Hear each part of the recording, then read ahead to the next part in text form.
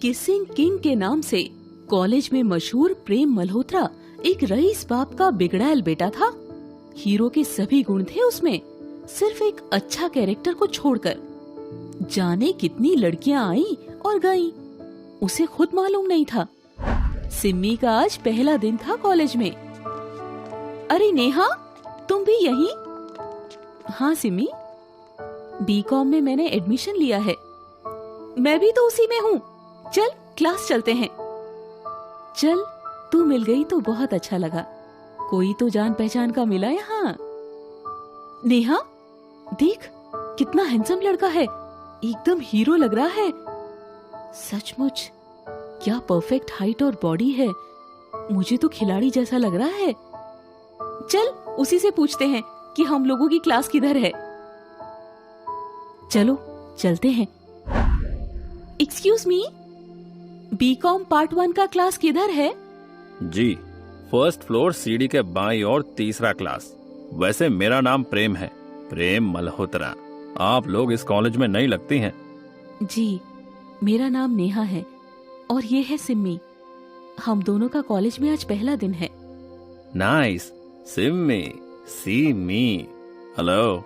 मैंने मेरे चेहरे को नहीं बल्कि मेरे हाथों को देखने के लिए बोला। वो देखो, फर्स्ट फ्लोर पर सीढ़ी के बाईं तरफ तीसरा कमरा तुम्हारा क्लास है। सी मी वाली बात पर सिम्मी झेप जाती है और तीनों हंसने लगते हैं।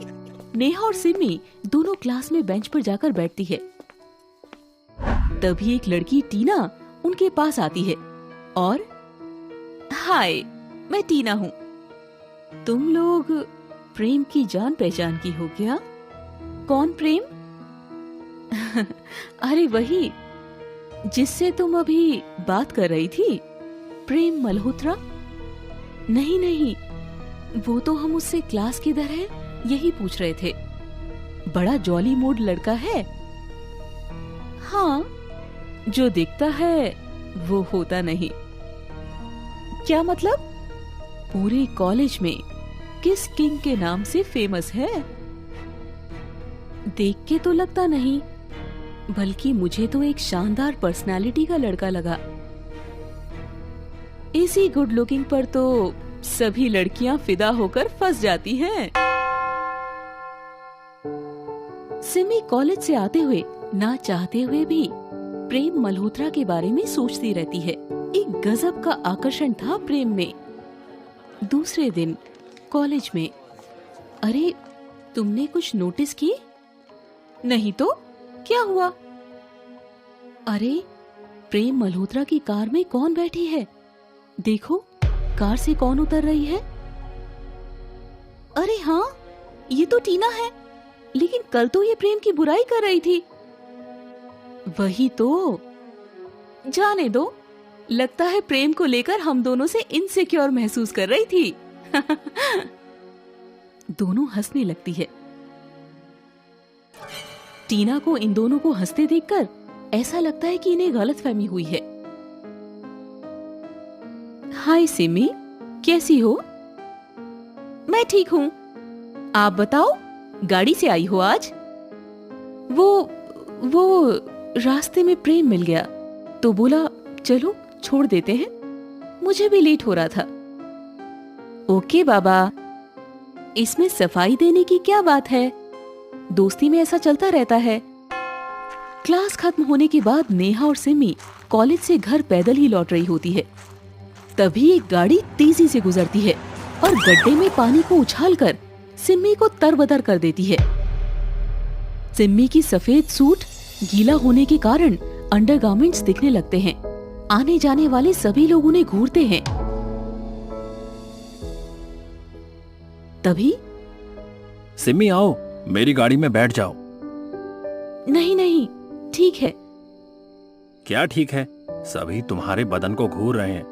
तुम्हारी नीली अंडरगारमेंट्स ऊपर नीचे सब दिख रही है। आओ बैठो।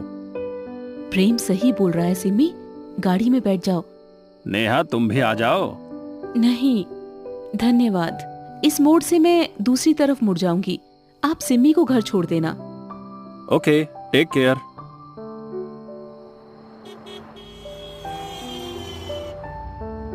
प्रेम रास्ते में बहुत सारी बातें करता है।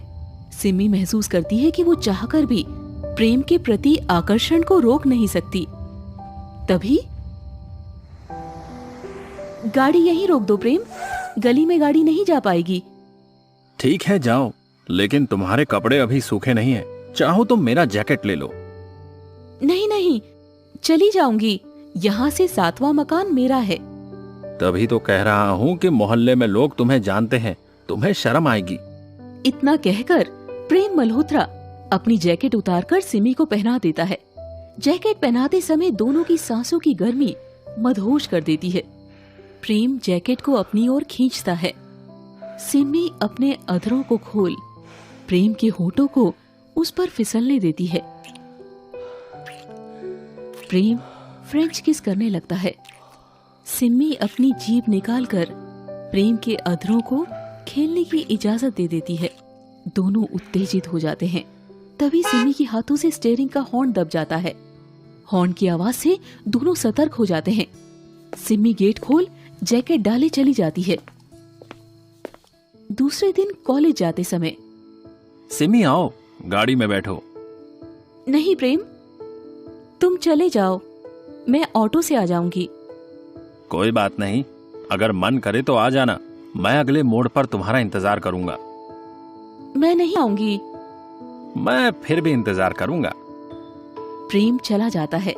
सिमी ऑटो में बैठ जाती है, लेकिन अगले मोड़ पर उतरकर प्रेम की गाड़ी में बैठ जाती है।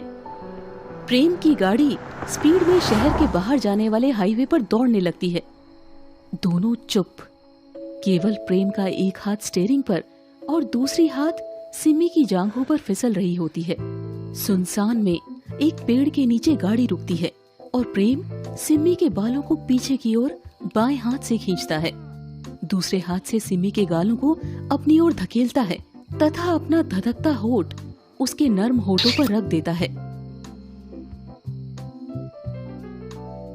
फ्रेंच किस का लंबा दौर चलता है।